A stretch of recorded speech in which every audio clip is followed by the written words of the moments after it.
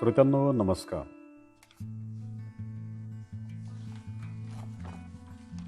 कथारूप Shakespeare शोकांतिका, लेखक भामक गोरे, Mehta publishing house, Pune. पृष्ठ क्रमांक 19 ते 29.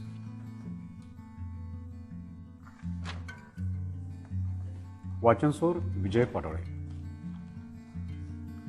ऑथेल्लो अर्थात संशय पिशाच्याचा बळी. पात्रपरिचय जाणून घेऊया. ऑथेल्लो मूर वंशाचा व्हेनिस राज्याचा सेनाधिकारी, ब्रॅबॅन्शियो व्हेनिस विधिमंडळाचा एक ज्येष्ठ सभासद, डेस्डिमोनाचा पिता, कॅशियो ऑथेल्लोच्या हाताखालील मुख्य अधिकारी, इयागो ऑथेल्लोच्या दिमतीतील एक दुष्ट नोकर, रॉड्रिगो व्हेनिसमधील एक श्रीमंत गुलावशी तरुण म्हणजेच डेस्डिमोनावर आशिक झालेला प्रेमवेडा, मॉन्टॅनो सायप्रसचा मुख्याधिकारी म्हणजेच ऑथेल्लो येण्यापूर्वीचा पदाधिकारी, लॉडोविको म्हणजे ब्रॅबॅन्शियोचा एक नातलग, डेस्डिमोना ब्रॅबॅन्शियोची कन्या ऑथेल्लोची पत्नी, एमिलिया इयागोची पत्नी, बियांका केशियोवर फिदा झालेली एक गणिका.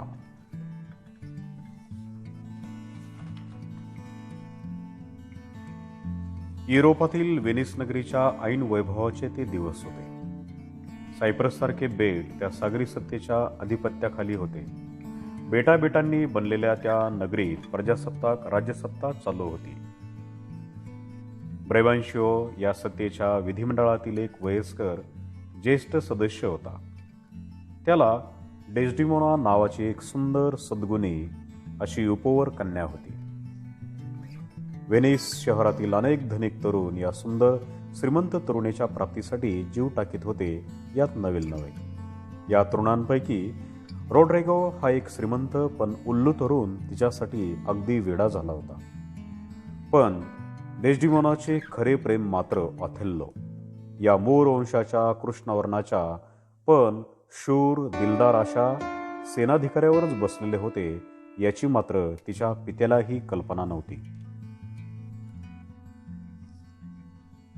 प्रेम वेडा रॉड्रिगो आणि त्याच्याकडून पैसा उकळून त्याला डेस्डिमोनाच्या प्राप्तीचे आमिष दाखवणारा ऑथेल्लोचा एक कपटी नोकर इयागो हे दोघे तरुण एका अंधाऱ्या रात्री ब्रॅबॅन्शियोच्या वाड्याचे दार ठोडून त्याला मोठमोठ्याने हाका मारू लागले. हफशाने तुमची कन्या पळवली असून एव्हाना तिला भ्रष्टही केले असेल. ब्रॅबॅन्शियोचा प्रथम या आरडाओरडीवर विश्वासच बसेना. पण चौकशी करता त्याला असे आढळले की आपली कन्या खरोखरच घरातून पळून गेली आहे. यावर ताबडतोब मशाली पोटवून तो आपल्या नोकरांसह आपल्या मुलीच्या शोधासाठी अपरात्रीही बाहेर पडला. ऑथेल्लो आणि त्याचा दुय्यम अधिकारी केशियो हे त्याच वाटेने जात असताना ब्रॅबॅन्शियो रॉड्रिगो यांच्या टोळक्याने त्याला घेतले. हाच तो लफंगा, मूर, धरा, ठोका अशी ओरड करून त्यांनी समशेरी उपसल्या. तर ऑथेल्लोने मात्र धीर गंभीरपणे त्यांना समशेरी मॅन करण्यास सांगून आपल्यावर काही आरोप असल्यास आपण सोखुशीने व्हेनिसच्या विधिमंडळासमोर अधिपतीसमोर त्याचा जाब देण्यास तयार आहोत असे सांगून टाकले. तेवढ्यात ब्रॅबॅन्शियो व ऑथेल्लोला विधिमंडळाच्या तातडीच्या सभेसाठी प्राचारण करण्यासाठी बाहेर पडलेले शिपाई तेथे येऊन हजर झाले आणि हे सर्वजण विधानसभेकडे निघाले. हे सारे लोक तेथे पोचण्याआधीच तेथे बातमी येऊन पोचली होती की तुर्की आरमार सायप्रस बेटाच्या रोखाने निघाले असून तेथील परिस्थिती आणीबाणीची आहे. या परिस्थितीला तोंड देण्यासाठी ऑथेल्लोसारख्या अनुभवी आणि शूर सेनाधिकाऱ्याला तेथे ताबडतोब पाठवावे असे ठरले असता खुद्द ऑथेल्लोच तेथे येऊन ठेपला आणि ब्रॅबॅन्शियो तावातावाने त्याच्यावर आपल्या मुलीला पळून नेण्याचा आरोप करू लागला. जादूटोणा करून या काळतोंड्याने आपल्या मुलीला भुरळ घातली आणि तिला पळून नेले असे त्याने सांगितले. ऑथेल्लोला आपली बाजू मांडण्यास आव्हान केल्यावर त्याने अगदी मनमोकळेपणाने आणि प्रांजळपणे आपल्या प्रेम प्रकरणाचा खुलासा केला. ब्रॅबिन्शिओच्या घरी डेस्डिमोनाच्या भेटीगाठी होत असत त्यावेळी ऑथेल्लोने आपल्या जीवनातील अनेक खळबळीच्या प्रसंगाचे वर्णन तिला ऐकवले होते. अनेक जीवघेण्या प्रसंगातून आपण कसे थोडक्यात बचावलो, शत्रूच्या गुलामगिरीतून कशी सुटका करून घेतली, ओसाड निर्जन डोंगरदऱ्यातून आपण कसे हिंडलो, क्रूर नरभक्षकांशी सामना करून कसे निसटलो, खांद्याखाली डोके असलेले विचित्र जंगली लोक आपल्याला कसे दिसले वगैरे अद्भुत गोष्टी ऐकण्यात डेस्डिमोना अगदी रंगून जात असे. यातूनच तिचे मन हळूवार आपल्यावर बसले. याखेरीज इतर कोणताही जादूटोणा आपण केला नाही असे त्याने सांगून टाकले. सरकारी हुकमावरून खुद्द डेस्डिमोनाला सभेत हजर करण्यात येऊन तिची जबानी घेण्यात आली. तेव्हा तिने तर स्पष्ट सांगून टाकले की पिता म्हणून आपले वडील आदरणीय असले तरी ऑथेल्लोशी आपण राजीखुशीने लग्न लावलेले असल्याने आपली खरी निष्ठा त्याच्यावरच आहे हे ऐकल्यावर तिच्या वडिलांच्या आरोपाचा सारा डोलाराच कोसळून पडला. मोठ्या नाखुशीने का होईना त्यांना आपल्या कन्येला ऑथेल्लोच्या स्वाधीन करणे भाग पाडले. सायप्रसचे सर्व अधिकारी म्हणून ऑथेल्लोने ताबडतोब आरमार घेऊन तेथे जाण्यास निघावे असा हुकूम मिळाल्यावर डेस्डिमोनानेही सांगून टाकले की पित्याच्या घरी आरामात राहण्याऐवजी लढाईचा धोका पत्करूनही मी आपल्या पतीबरोबर सायप्रसला जाण्याचा निश्चय केला आहे. त्याप्रमाणे ऑथेल्लोचे सर्व अधिकारी सायप्रसला निघण्याची तयारी करू लागले. केशियो, इयागो इत्यादी लोक या परिवारातच होते. इयागो हा माणूस फार कपटी, पाताळ यंत्री आणि दुष्ट स्वभावाचा होता. रॉड्रिगोला डेस्डिमोनाच्या प्राप्तीची लालूच दाखवून त्याच्याकडून सतत पैसे उकळणे त्याने चालूच ठेवले. पण त्याहूनही अधिक म्हणजे आता ऑथेल्लोचा सर्वनाश करण्याचा व्यूह रचण्याची तयारी तो धूर्तपणे करू लागला. आपला हक्क डावलून ऑथेल्लोने केशियोला मुख्य अधिकारी नेमले ही गोष्ट त्याने जिव्हारी लावून घेतली होती. यासाठी आणखी काही एखादे कारण असावे म्हणून तो स्वतःची समजूत करून घेत असे की आपली पत्नी एमिलिया हिच्याशीही ऑथेल्लोने व्यभिचार केला आहे. यासाठी सूड घेण्याची दुष्ट वृत्तीची कल्पक अशी एक योजना त्याने तयार केली आणि सायप्रसला पोहोचताच ती हळूहळू अंमलात आणण्यास सुरुवातही केली. ऑथेल्लोच्या अधिपत्याखाली व्हेनिसचे आरमार सायप्रसच्या बंदरात पोहोचले तेव्हा एक मोठे वादळ सुरू होते. व्हेनिसची बळकट जहाजे या वादळाला दाद न देता सायप्रस बंदरात सुरक्षितपणे येऊन नांगरून पडली. पण तुर्की आरमारातील छोट्या जहाजांची मात्र संपूर्ण वाहतूक झाली. अशा रीतीने हे वादळ म्हणजे एक इष्टापत्तीची ठरून लढाई सुरू होण्यापूर्वीच ऑथेल्लोला संपूर्ण विजय मिळाला. या विजयाप्रित्यर्थ सायप्रस नगरातील सर्वांनी यथेच्छ खाणेपिणे, गाणी, बजावणी, नृत्य इत्यादी आनंदोत्सव मध्यरात्रीपर्यंत करण्यास परवानगी आहे असा हुकूम ऑथेल्लोने काढताच सर्वत्र जयघोष सुरू झाला, जल्लोष सुरू झाला. सारे लोक शूर सेनापती ऑथेल्लो आणि त्याची सुंदर पत्नी डेस्डिमोना यांचा जय जयकार करून यथेच्छ दारूचे पिल्ले रिचू लागले. रस्त्यातून नाचत गात फिरू लागले. या उत्सवावर देखरेख ठेवून कोठेही दंगा मारी होऊ नये याची काळजी घेण्यासाठी ऑथेल्लोने आपला विश्वासू मदतनीस कॅशियो याची खास नेमणूक केली होती. या प्रसंगाचा फायदा घेऊन इयागोने आपल्या कपट नाटकाची नांदी सुरू केली. कॅशियो हा व्हेनिशियन तरुण, देखणा, उमदा, चतुर्भाषी आणि मनमोकळ्या स्वभावाचा होता. अधिकारी म्हणून तो कार्यक्षम तर होताच, पण ऑथेल्लोची त्याच्यावर विशेष मर्जी बसण्याचे कारण म्हणजे ऑथेल्लोच्या प्रेम प्रकरणात डेस्डिमोनाकडे निरोप नेणे, आणणे, ऑथेल्लोशी लग्न करण्यासाठी डेस्डिमोनाचे मन वळवणे ही कामेही त्याने अत्यंत आत्मीयतेने केली होती. त्यामुळे ऑथेल्लो व डेस्डिमोना हे दोघेही त्याला आपला जिवलग मित्र माने. डेस्डिमोनाशी तो मनमोकळेपणाने गप्पा मारी, घरातल्या माणसाप्रमाणे केव्हाही ये जा करी. या गोष्टीचा फायदा घेण्याचे इयागोने ठरवले. लग्नानंतरही डेस्डिमोना कॅशियोबरोबर हसत खिदळत असे.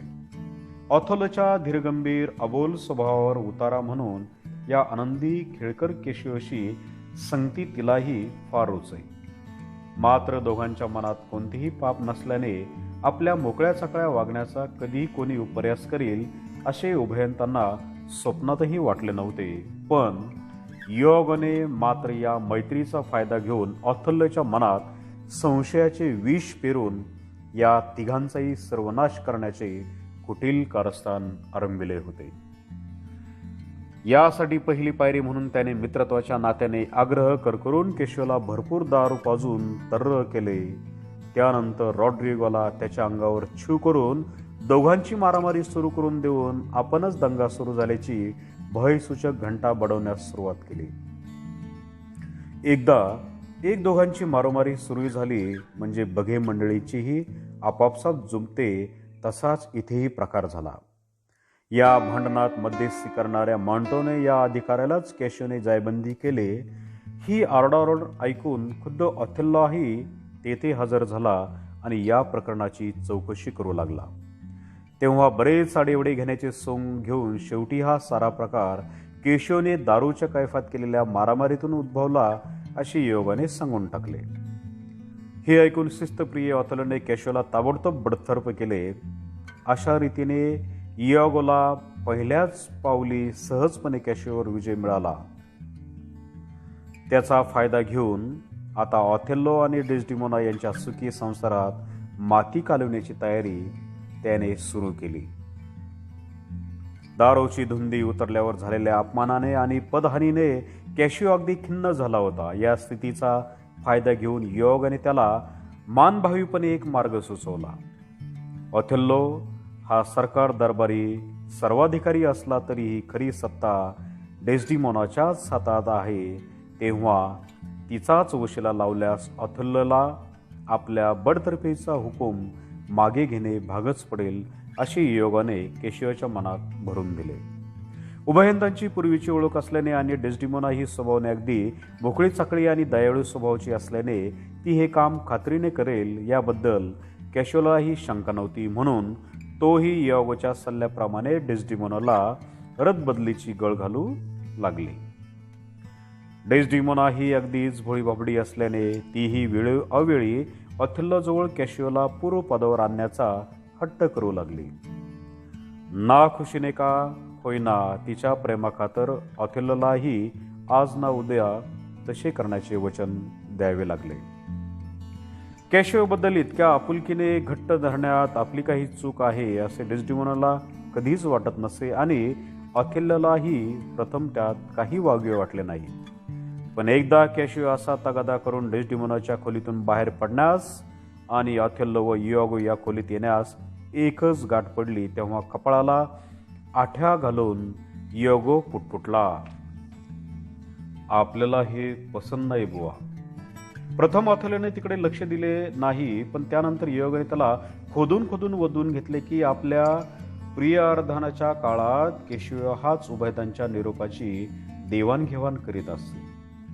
डेस्डिमोनाची वारंवार भेट गद्य असे यावर असं का एवढाच खवचट उद्गार योगाने काढला. यामुळे ऑथेल्लोच्या मनात संशयाचे बीजारोपण झाले. तरीही भक्कम पुराव्याशिवाय आपण डेस्डिमोनाला तिच्याबद्दल भलता संशय घेणार नाही असे त्याने बजावले. यावर वेनीच्या तरुण स्त्रिया नैतिकदृष्ट्या नेहमीच ढिल्या असतात असे योगाने त्याला सांगून टाकले. जिने प्रत्यक्ष आपल्या वडिलांना सफाईने चकवून ऑथेल्लोशी लग्न केले ती स्त्री प्रत्यक्ष पतीला दगा देण्यास कमी करणार नाही असेही त्याने सुचवले. पहिल्या आकर्षणाची नवाळी संपल्यावर ऑथेल्लो सारख्या काळ्या वयस्कर घुम्या शिपाई गड्याऐवजी तो केशवसारख्या गोऱ्यापान देखण्या मोहक आणि चतुर स्वजातीय तरुणाकडे आकृष्ट झाली तर यात नवल नाही ही त्याची विचारसरणी ऑथेल्लोलाही हळूहळू पटू लागली. योगाने त्याला असा सल्ला दिला की सध्या या प्रकरणाबद्दल काहीच न बोलता केशवबद्दल आपली पत्नी आणि किती आपुलकी दाखवते हे नीट पाहत राहणे. त्याचे हे सारे बोलणे इतक्या मानभावीपणाचे होते की ऑथेल्लोला वाटू लागले की हा माणूस खरोखरच फार इमानी असून आपल्यावरील निष्ठेमुळेच तो एवढ्या कळकळीने आपल्या हिताची राखण करीत आहे.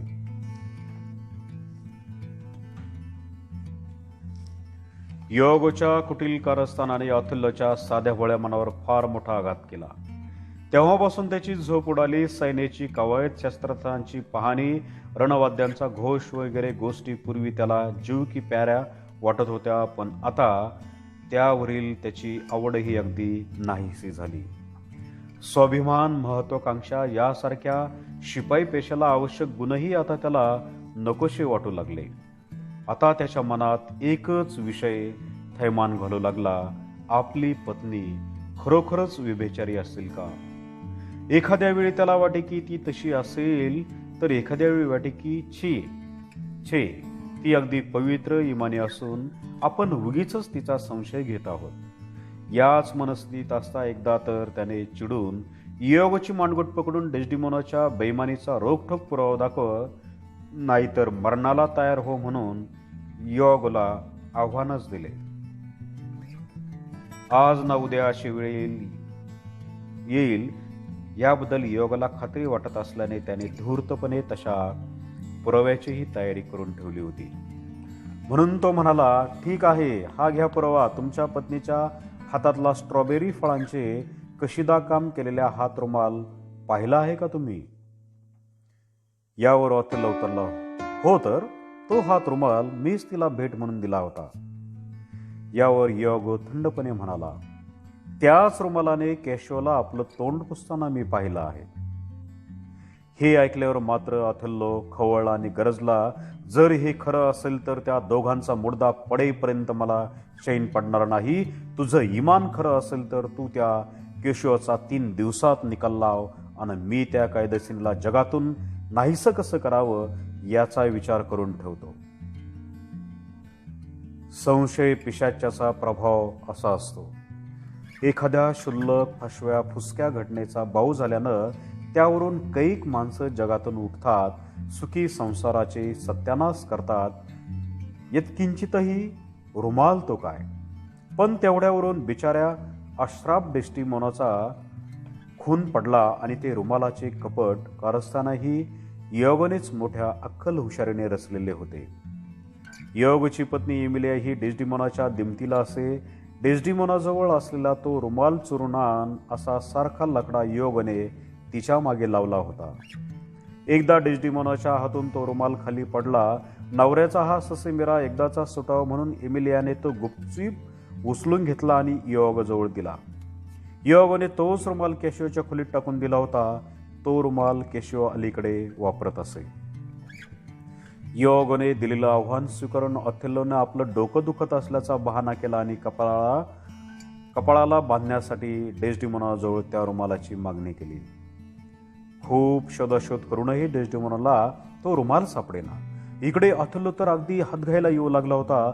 हा रुमाल सामान्य नव्हे, एका चटकीने तो आपल्या आईला दिलेला तो जादूचा रुमाल होता. तो ज्या स्त्रीजवळ असेल तिला पतीचे प्रेम मिळेल, पण तो गमावला तर त्याबरोबर तिच्या पतीचे प्रेमही नाहीसे होईल, असा त्या रुमालाचा प्रभाव आहे, अशी थापही त्याने ठोकून दिली. अथुल्यच्या एक शब्दाबरोबर बिचाऱ्या डेस्डिमोनाचा जीव थोडा थोडा होत होता. भीतीने तिचा जीव अर्धमेला झाला. या रुमालावरून अथुल्यचे लक्ष दुसरीकडे वळवण्यासाठी तिने विषयांतर करण्याचा प्रयत्न केला. तिच्या दुर्दैवाने त्याने अगदी नको त्या विषयालाच हा घातला, तो म्हणजे केशवला पूर्वीचे अधिकारपद केव्हा देणार म्हणून. पुन्हा केशवचे नाव पत्नीच्या तोंडात आलेले पाहून अथुल्य अगदी पिसाळला. तो रुमाल कुठं आहे, बोल. याखेरीज तो इतर काहीच बोलेना. इकडे डेस्डिमोनाने तर केशवच्या गुणांची स्तुती स्तोत्रे सुरू ठेवली होती. अखेर अथुल्य तावातावाने तिथून निघून गेल्यावर काही वेळाने मात्र तिच्या डोक्यात एकदम प्रकाश पडल्यासारखे झाले. अथुल्यला केशवबद्दल असूया वाटू लागली असावी, आपल्याबद्दल संशय येऊ लागला असावा, हे कटू सत्य आता तिला हळूहळू पटू लागले. आतापर्यंत असे काही असेल याची कल्पनाही तिला नव्हती. व्यवहारी एमिलियाने मात्र तिला सुनावले, बाई ग, पुरुषांची जात ही अशीच. लग्नानंतर वर्षभर बायकोला कुठं ठेवू कुठं नको असं ते वागतील, पण एकदा त्यांची भूक भागली म्हणजे मात्र त्याच बायकोची कवडीची किंमत त्यांना वाटत नाही. झालेल्या प्रकाराने डेस्डिमोना फार कष्टी झाली. तरीही ती आपले समाधान करून घे की राजकारणात काही अप्रिय गोष्टी घडल्या असतील. वेनिसहून काही ठपका ठेवणारा खलिता आला असेल, त्यामुळे आपल्या पतिराजांची मनस्थिती बिघडून त्यांनी त्याचा राग आपल्यावर काढला असेल. पण वस्तुस्थिती यापेक्षा फारच भयंकर होती. भोळ्या सरळमार्गी ऑथेल्लोने केवळ एका रुमालाच्या सुतावरून ठाम निर्णयाचा स्वर्ग गाठला होता. डेस्डिमोना आणि केशवच्या दुराचाराचे भडक तपशील रंगवून इयागो हा ऑथेल्लोच्या सुडाची आग चेतावित होता. हे दुराचाराचे तपशील इयागोला कुठून मिळाले? शय्यागारात एक शय्येवर दोघांना कोणी पाहिले याची शहानिशा करण्याची भानही ऑथेल्लोला राहिले नाही. इयागो म्हणेल ते सारे खरे धरून तो जळत राहिला. त्याची तडफड पाहून नीच इयागोला मात्र मनातल्या मनात आनंद, समाधानाच्या उकळ्या फुटत होत्या. ऑथेल्लोच्या मनातील संशय अधिकच दृढ करण्यासाठी इयागोने आपली एक युक्ती योजली. कॅशियोच्या रूप गुणांवर बियंका नावाची एक गणिका लुब्ध होऊन त्याच्या मागे मागे फिरत असे. कॅशियो मात्र तिच्या या प्रेमयोडाची टर उडीत असे. मोठ्या अभिमानाने आपल्या पौरुषाच्या विजयाची फुशारकी मारत असे. इयागोने एकदा कॅशियोला या विषयावर बोलायला लावून ऑथेल्लोला अडून ते संभाषण ऐकवले. हे सारे बोलणे डेस्डिमोनाबद्दलच आहे अशी ऑथेल्लोची खात्री झाली, कारण या बोलण्यात बियांकाचे नाव येऊ नये अशी इयागोने हिमकत लढवली होती. कर्मधर्म संयोगाने स्वतः बियांकाच तेथे आल्यावर कॅशियोने आपल्या जवळचा तो स्ट्रॉबेरीचा कशिद्याचा रुमाल तिला देऊन त्या कशिद्याची नक्कल उतरण्यास सांगितले. यावर हा रुमाल तुमच्या दुसऱ्या एखाद्या प्रेयसीने तुम्हाला दिलेला दिसतो असे म्हणून फरगटून बियंका तेथून निघून गेले.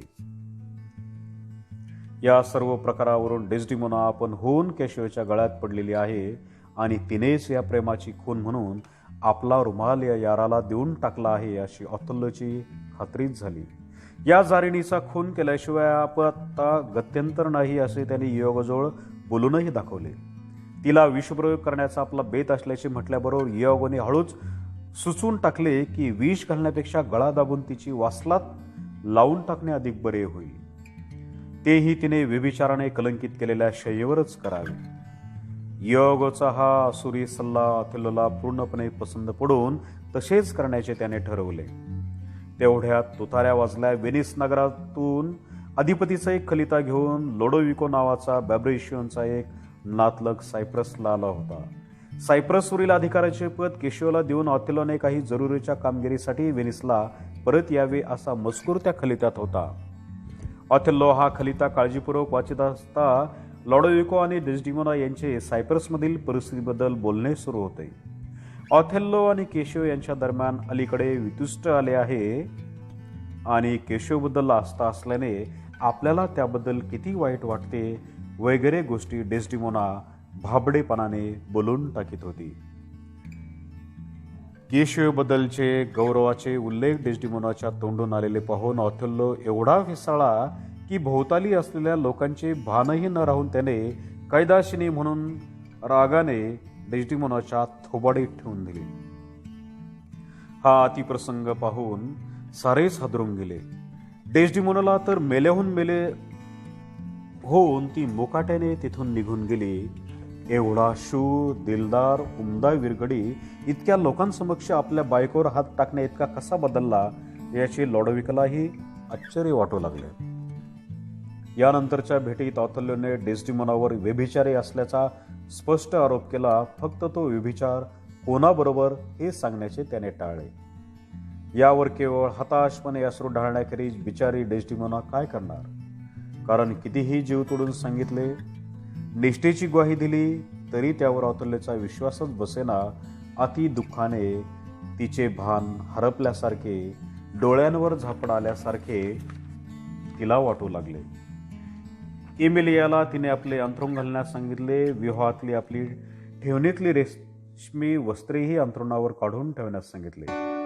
ऑथेल्लोच्या कठोर निर्दय वर्तणुकीबद्दल तिने एवढेच उद्गार काढले की लहान मुलांना काही शिकवायचं असेल, त्यांची कान वगडणे करायची असेल, ती सारी सौम्य शब्दातच करतात. व्यवहाराच्या दृष्टीने मी तर एखाद्या लहान मुलींसारखी नवकी होते. माझं काही चुकलं माकलं असेल तर यांनी तसं सौम्यपणानं सांगायला नको होतं का मला? बस एवढंच. याशिवाय एकही कठोर शब्द त्या साध्वीच्या तोंडून निघाला नाही. झालेल्या मानसिक श्रमाने असेल की काय डेस्डिमोनाला गाढ झोप लागली असता ऑथेल्लो तिचा वध करण्याचा निश्चय करून शेजघरात आला. शय्येवर पहुडलेली तिची गौर सुंदर आणि एखाद्या संगमरवरी मूर्तीसारखी आकृती पाहून तिच्यावर हात उचलण्याची त्याची तयारी होईना. पण त्याने आपल्या मनालाच बजावले की हिचा वध केलाच पाहिजे, नाहीतर मला फसवले त्याप्रमाणे ती आणखी इतरांनाही फसवेल. तिचे शेवटचे चुंबन घेऊन तो तिचा वध करण्यास तयार झाला.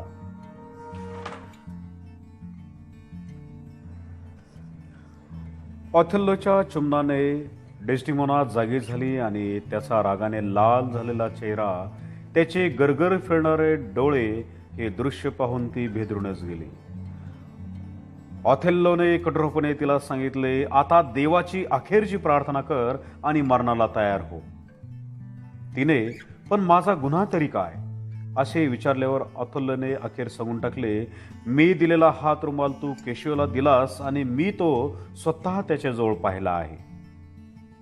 यावर डेस्डिमोनाने त्याला खूप सांगून पाहिले की तो हात रुमाल माझ्या हातून हरवला होता. तो कदाचित केशिओच्या हाती आला असेल, पण आता ऑथेल्लो संशय पिशाच्याच्या तावडीत इतका गुरफटला होता की तो विचार करण्याच्या स्थितीतच नव्हता. तुझ्या त्या केशिओची माझ्या इमानी योगाने एव्हाना वाट लावलीच असेल असे म्हणून तो तिच्या अंगावर धावून गेला. दया दाखवणे तर राहोच, पण मरण थोडा वेळ पुढे ढकलण्यासही नकार देऊन त्याने तिच्या तोंडावर पांघरूने दाबून तिला गुदमरून टाकून मृत्यू आणला.